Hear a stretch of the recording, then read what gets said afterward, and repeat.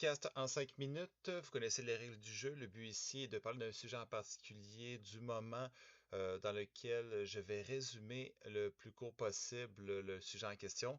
Et vous, votre rôle est simplement dans les commentaires, de me dire si je suis complètement dans les vapes, dans le champ, ou si vous voulez mettre des informations supplémentaires. Donc, en vue de la saison du football américain aujourd'hui, j'avais dans l'idée de parler un petit peu de qu'est-ce que le football américain, qu'est-ce que ça comporte brièvement, étant donné que c'est un sport qui peut être encore méconnu pour la plupart des gens. Donc, techniquement, en y allant, c'est qu'est-ce que le football américain?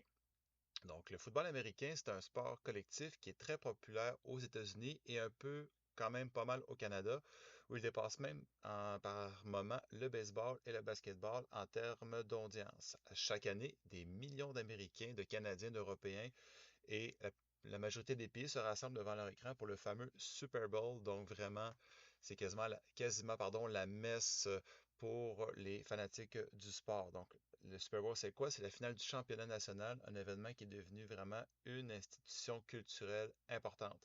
Mais concrètement, en quoi consiste ce sport-là? Donc, le principe est relativement simple à comprendre. C'est deux équipes de 11 joueurs qui s'affrontent sur un terrain de 100 verges ou 100 yards, soit un peu plus de 90 mètres. L'objectif, simple, avancer avec le ballon jusqu'à la zone des buts, donc la zone de but adverse, pour marquer un touchdown qui vaut normalement 6 points.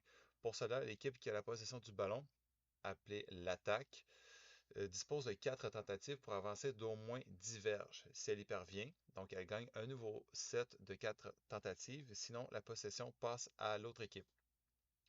C'est un jeu de stratégie et de force principalement. Ce qui distingue le football américain des autres sports, c'est surtout sa complexité tactique. Je dis pas que tous les autres sports, pardon, ne sont pas complexes au niveau stratégie, mais c'est quand même beaucoup plus important au niveau du football, selon moi. Donc, chaque action ou play est précisément planifiée. Donc, les coachs, qui sont vraiment des véritables cerveaux du jeu, appellent des combinaisons spécifiques selon la situation. Cela fait du football américain un sport comme les échecs, mais joué à pleine vitesse avec des chocs quand même impressionnants. Il y a beaucoup d'impact effectivement dans ce sport.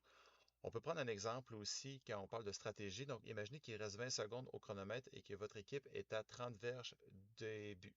Le quarterback ou le corps arrière, qui est le meneur du jeu, va devoir lire la défensive adverse, choisir le bon receveur et lancer le ballon avec précision. Un simple erreur de jugement et c'est peut-être à la victoire qui s'envole. Mais c'est aussi un sport d'équipe, donc c'est pas juste le corps arrière qui, euh, qui fait le jeu, c'est vraiment aussi tous les autres joueurs. Les receveurs doivent attraper le ballon, les porteurs de ballon doivent porter le ballon dans la zone début, et ainsi de suite. Donc, au niveau du quarterback, qui est considéré comme étant la star de l'équipe aux États-Unis, c'est surtout lui qui dirige l'attaque, qui colle ou qui appelle les jeux. Les joueurs comme Tom Brady, Patrick Mahomes ou Peyton Manning sont devenus des légendes grâce à leur capacité, leur vision du jeu et aussi à comment faire la différence entre les moments décisifs. Mais comme je vous l'ai dit tout à l'heure, le football américain ne se joue pas seul. On a aussi le receveur ou les wide receivers qui doit attraper les passes dans des espaces qui sont très serrés, tandis que les joueurs de ligne offensive protègent leur quarterback contre les joueurs adverses comme des boucliers humains. Donc, au niveau de la défensive, il y a aussi des vedettes comme les linebackers qui combinent puissance et rapidité, qui sont là pour contrer vraiment les jeux en milieu de terrain, ou les cornerbacks qui sont en arrière, qui sont chargés de stopper les receveurs adverses.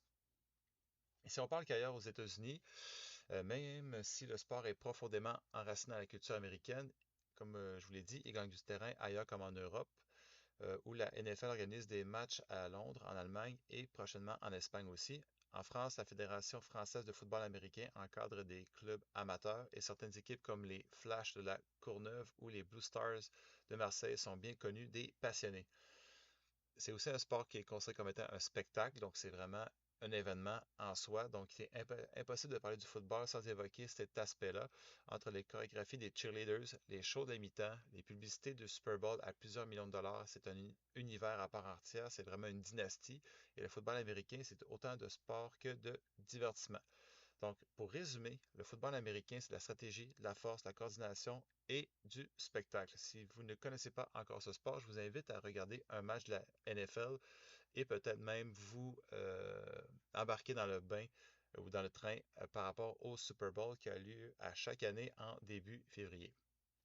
Donc, merci à tous de l'écoute. Comme je vous l'ai dit, c'est vraiment très peu exhaustif. Il peut manquer des informations pertinentes. Si jamais il y a des informations qui manquent ou que je suis dans les vannes sur certains sujets, veuillez m'en faire part dans les commentaires. Ça va me faire plaisir de vous lire. De toute façon, on est là pour ouvrir la discussion.